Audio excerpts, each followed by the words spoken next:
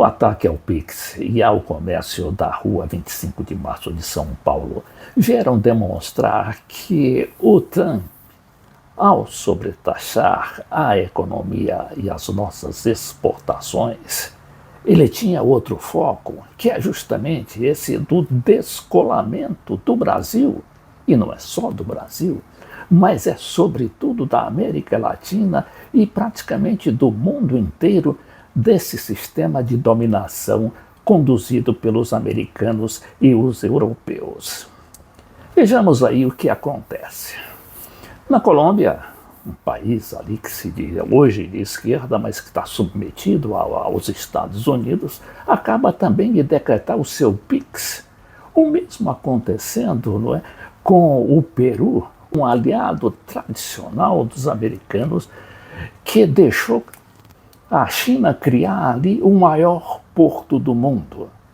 E citando um país rebelde, a Venezuela acaba de instalar uma antena para sintonizar o GLONASS, que é a alternativa ao GPS americano, ou seja, se libertando da internet dos Estados Unidos.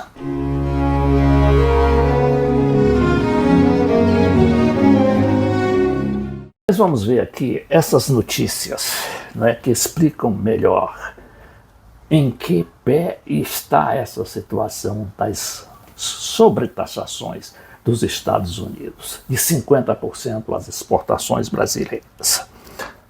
Material da Folha de São Paulo.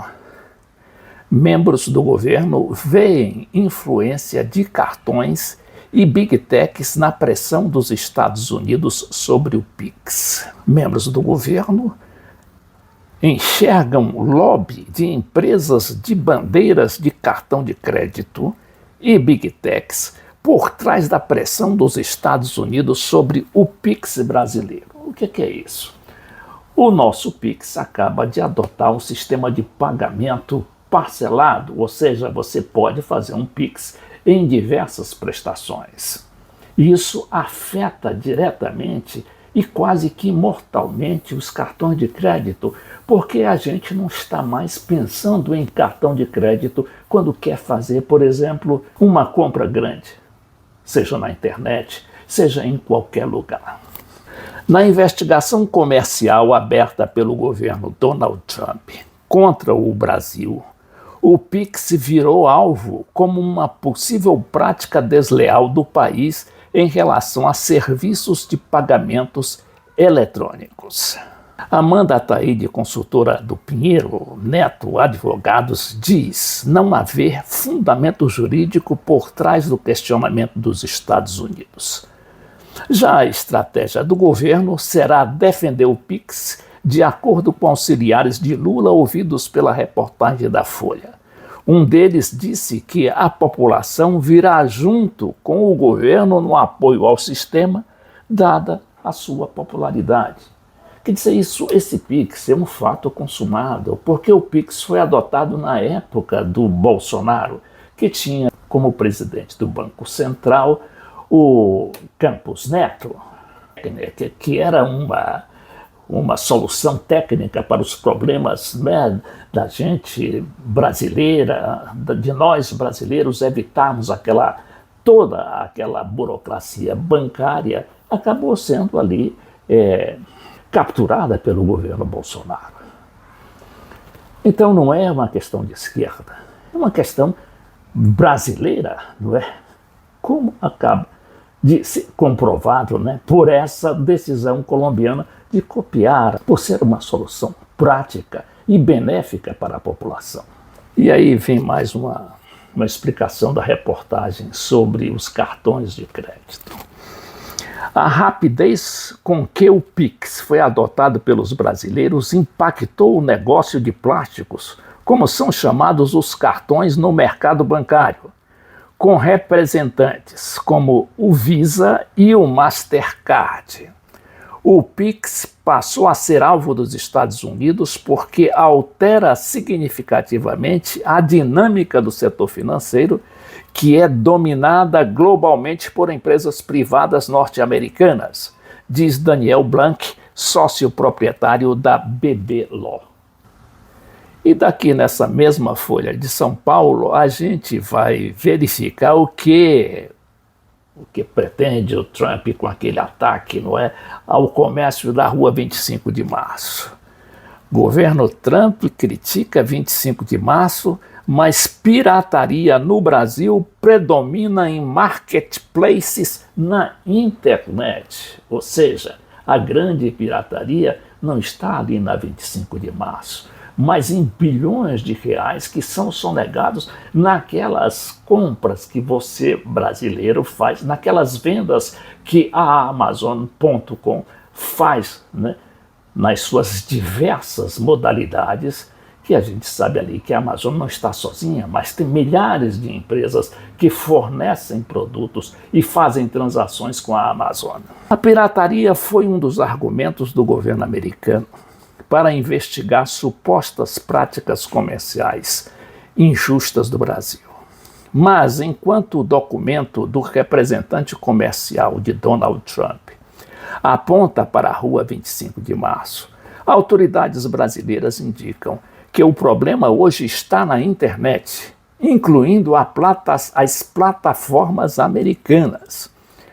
No ano passado, as apreensões da Anatel, Agência Nacional de Telecomunicações, em e-commerces, ou seja, aquelas firmas de comércio na internet, avaliadas em 24 milhões de reais, superaram as registradas em comércios físicos, que foi de 18 milhões. Um dos sites na mira do regulador brasileiro por não fiscalizar a venda de produtos piratas é o gigante americano Amazon, que já sofreu punições administrativas.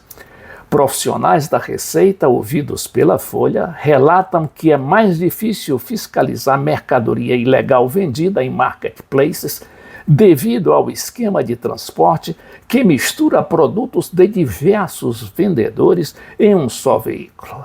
Além disso, as autoridades realizam a maior parte das apreensões em zonas aduaneiras, indicando que os itens pirateados vêm de fora do país.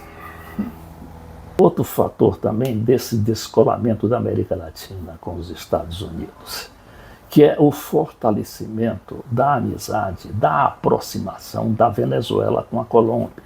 A gente sabe que aqueles dois países eram países desavindos por conta, né, não só do governo Trump, do primeiro, quanto do segundo, do Joe Biden, que fazia com que a Colômbia se descolasse, se desunisse e ficasse dividido e brigado com a Venezuela. Mas ocorre que agora o presidente Gustavo Petro, um homem de esquerda, e tendo, né, aquela sua visão de integração latino-americana, resolve fazer o quê? Entre outras coisas, como foi a retomada por parte do governo colombiano da empresa Monômeros, uma empresa estatal da Venezuela que tinha sido assaltada praticamente pela turma do Juan Guaidó, que era ali, porque o Juan Guaidó tinha seus tentáculos em toda a América Latina, inclusive na Colômbia. Mas só que o governo Petro devolveu, né, essa empresa Monômeros, que trata justamente de fertilizantes, para o governo da Venezuela. E agora o que acontece? A Venezuela se aproxima também da Colômbia para reativar o gasoduto Antônio Ricalde. O que faz esse gasoduto?